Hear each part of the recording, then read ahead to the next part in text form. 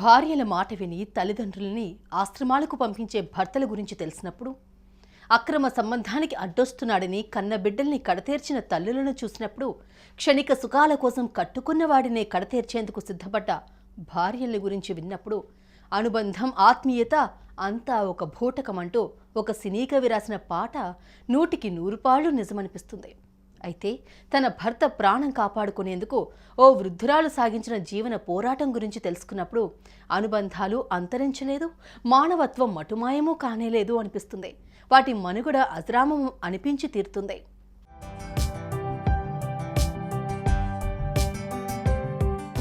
లతాకరే రెక్కాడితే గాని డొక్కాడని ఓ నిరుపేద కుటుంబానికి చెందిన భగవాన్ కరే భార్య.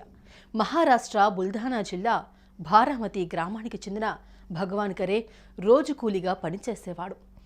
వేన్నెలకు చన్నీళ్లు తోడన్నట్లుగా ఆమె కూడా కూలీనాలే చేసుకుంటూ సంసారం నెట్టుకొచ్చేది. భర్త తెచ్చేది అరాకొరా సంపాదనే అయినా ఉన్నంతలో తృప్తిగా జీవితం సాగించే ఓ పేదరాలు 3 ఆడపిల్లలకు పెళ్లిళ్లు చేసింది. ఉన్న కాస్తంత ఇల్లు పొలం ఆ పెళ్లిళ్ల కోసం అమ్మేయాల్సొచ్చింది.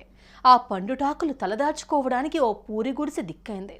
పెళ్లి చేసుకుని అత్తారేళ్లకు వెళ్లిపోయిన ఆ ఆడబిడ్డలకు అత్తింటి అదుపాజ్ఞల్లో కారణంగా అమ్మా నాన్నలను పట్టించుకునే అవకాశం లేకుండా పోయింది.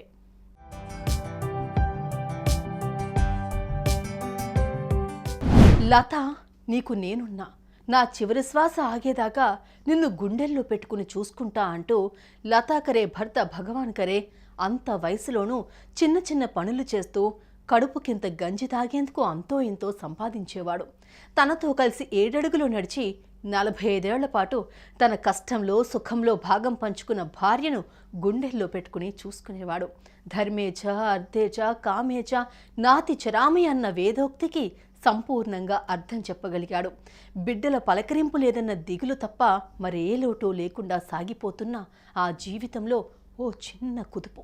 లతాకరే భర్త ఉన్నట్టుండి అస్వస్థతకు గురయ్యాడు. వస్తూ పోతున్న జ్వరం కారణంగా తీవ్రమైన నీరసంతో తల్లడిల్లిపోయాడు. అప్పటిదాకా ఊర్లో ఉన్న మందుల షాపు వారిచ్చిన గోళీలతో సరిపెట్టిన లత పరిస్థితి మరీ దిగజారడంతో భర్తను వెంటబెట్టుకుని ఆసుపత్రి వైపు అడుగులేసింది.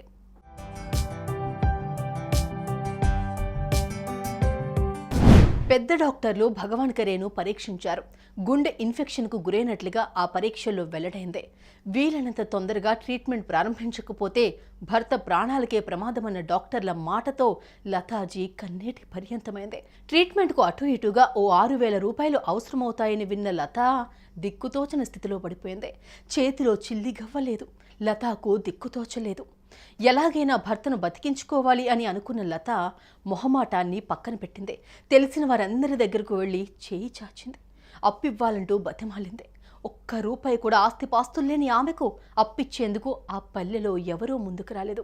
కొంతమంది మాత్రం 10వ పరకో చేతిలో పెట్టి ఇంతకంటే మేమేం చేయలేమంటూ నిర్లిప్తంగా కదిలిపోయారు. ఆ వచ్చిన అరాకొరా సొమ్ముతో టౌన్కెళ్లి మందు గోళీలు కొనుక్కుంది.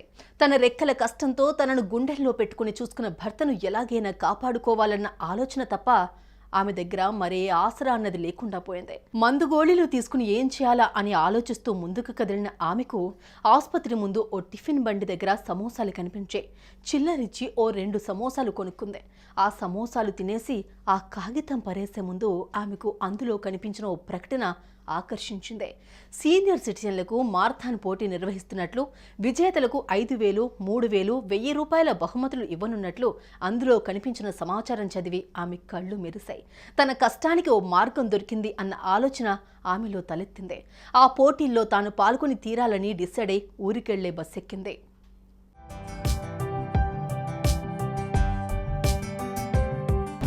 నడక తనకేం కొత్త కాదు. కష్టమన్నది ఆమె జీవితంలో కలిసి సాగిన అంశం. అయితే పరిగెత్తాలి, 10 మందిని పక్కకు నెట్టి తాను ముందు వరుసలో నిలవాలి, అప్పుడే 5,000 రూపాయలు వస్తుంది, దాన్ని సాధించాలి, తన భర్త జీవితం నిలబెట్టాలి అన్న ఆలోచనతో పరుగు విషయంలో మెలకువలు చెప్పమంటూ ఆ పల్లెలో ఉండే ఓ వ్యాయామ ఉపాధ్యాయుడిని సంప్రదించింది. బక్కపలుచగా తోస్తే పడిపోయేట్లు ఉండే నువ్వెలా గెలుస్తావు, నా టైం వేస్ట్ చేయొద్దంటూ ఆ టీచర్ ఆమెను పంపించేశాడు. అటు ఆమె ఆలోచన విని ఆ పల్లెవాసులు జాలిగా నవ్వుకున్నారు. ఆ పక్క రోజే పోటీ పల్లె నుంచి కదిలి బారామతికి చేరుకుంది. పోటీలో పాల్గొంటానంటూ ఆమె పేరివ్వడం చూసి నిర్వాహకులు నో అన్నారు. అయితే వారికి నచ్చజెప్పింది. పోటీలో పాల్గొనేందుకు ఒప్పించింది. పొలం పనుల్లోకి వెళ్లే ముందు కట్టినట్టుగా చీర బిగించి కట్టింది. లక్ష్యం మీద దృష్టి పెట్టింది. 1, 2, 3 అంటూనే పరుగు అందుకుంది. ఆ సమయంలో భర్త ట్రీట్మెంట్కి అయ్యే డబ్బు, దాన్ని సంపాదించే లక్ష్యం తప్ప మరేదీ గుర్తులేదు, కనిపించనూ లేదు. ఆ లక్ష్య సాధన కోసం పరుగందుకున్న ఆమె చిరుతపులిలా ముందుకు కదిలింది. ఆ పోటీలో గెలుపొందేందుకు ఎన్నో నెలలు ప్రాక్టీస్ చేసిన వారు, జింకలా పరుగు పెట్టే సత్తా ఉన్న యువతరంగాలు కూడా ఆమెతో కలిసి పరుగు తీశారు.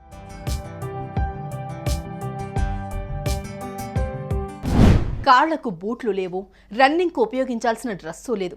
పోటీలో కదిలే ముందు శక్తి కోసం ఏ పండ్ల రసాలు తాగిందీ లేదు. అయినా సరే ఆ పోటీలో ఎవరూ ఇసుమంతైనా ఊహించని పరిణామం చోటు చేసుకుంది. 60 ఏళ్ల వయసులో ఆడపులిలా ముందుకు దూకిన లతాకరే సునాయాసంగా లక్ష్యాన్ని చేరుకుంది. ఆ విజయాన్ని చూసి క్రీడా పండితులు, యువ క్రీడాకారులు అంతులేని ఆశ్చర్యంలో మునిగిపోయారు. ఆ విజయం వెనుక ఆమెకున్న అవసరం విని చలించిపోయారు. మీడియా ఆ విజయాన్ని వేనోళ్ల కొనియాడింది. 5,000 రూపాయలు అందుకున్న లతాకరే వాటిని తీసుకుని వెళ్లి తన భర్త ట్రీట్మెంట్కు కొనాల్సిన మందుల్ని కొనుగోలు చేసింది. ఈ విజయగాథ అప్పట్లో మహారాష్ట్రలో ఓ సంచలనమైంది. ఈమె బతుకు పోరాటాన్ని విన్న ఆ మనసున్న మహారాజు ఆమె భర్త గుండెకు సంబంధించిన ఆపరేషన్కి అయ్యే మొత్తం ఖర్చును తానే పెట్టుకున్నారు. ఆ పెద్దాయనకు బతుకు భిక్ష పెట్టారు. ఆ విజయం స్ఫూర్తిగా ఆమె సీనియర్ సిటిజన్స్ కోసం నిర్వహించే ఎన్నో పరుగు పందాల్లో పాల్గొంది. పాల్గొన్న ప్రతి పోటీలో నెంబర్ 1గా నిలిచింది.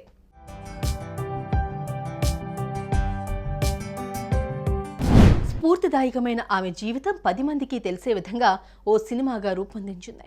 తెలంగాణకు చెందిన దేశబోయిన దవీన్ అనే ఓ యువకుడు ఈ సినిమాకు దర్శకత్వం వహించారు. ఆమె జీవన విజయాన్ని లతా భగవాన్కరే అన్న చిత్రంగా రూపొందించారు. మరాఠీలో నిర్మించిన ఈ చిత్రంలో తన పాత్రలో ఆమె నటించింది. ఉత్తమ చిత్రంగా ఇది కేంద్ర ప్రభుత్వ అవార్డును కూడా గెలుచుకుంది.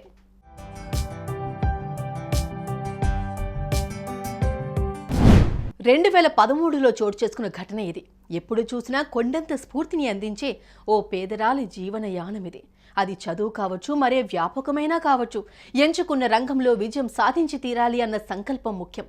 విజయం నాదే, నాకంటే ఎవరూ తోపులు కానే కాదు అన్న మానసిక స్థితిలోకి వెళ్ళగలిగితే ఎంతటి కష్టాన్నైనా ఎదుర్కోవచ్చు, ఎంతటి పెద్ద లక్ష్యాన్నైనా సాధించవచ్చు అన్నది 100కి 100 పాళ్ళు నిజం.